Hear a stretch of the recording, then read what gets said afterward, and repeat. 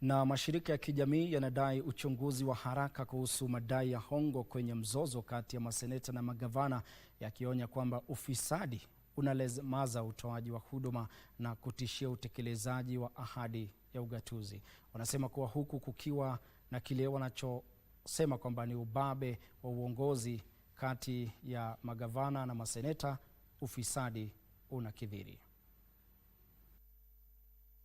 Mashirika hayo yanashutumu magavana kwa kukataa kufanyiwa uangalizi na ukaguzi, huku yakidai baadhi ya maseneta wamekuwa wakidai hongo ili kuathiri matokeo ya ukaguzi. Wanataka DCI na tume ya maadili na kupambana na ufisadi kuchukua hatua haraka na kuweka matokeo yao hadharani. What we are experiencing presently is actually how corruption works. You know, it's about governors refusing to be held to account and then shifting the blame. And those are the shenanigans that we in civil society would want to end. Mashirika hayo yanadai hadhi ya mwangalizi katika kamati za uangalizi za seneti na ufikiaji kamili wa umma kwa shughuli za kamati ya hesabu za umma. When this money goes to private pockets, it simply means hospitals go without drugs. It simply means doctors are not being paid their dues. It simply means teachers and the schools do not have capitation.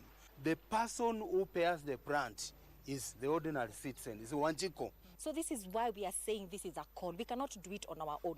Even the citizens should be involved. Anywhere you hear public participation, participate, so that you can also come and even question your governor.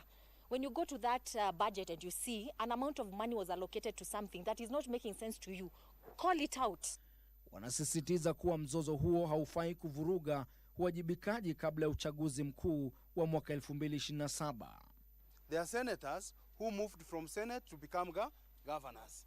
Their governors, upon completing their terms, are going to Senate. Yeah, that's a political practice that we must find a way of curing, because that's how we end up perpetuating leadership anchored on party manners.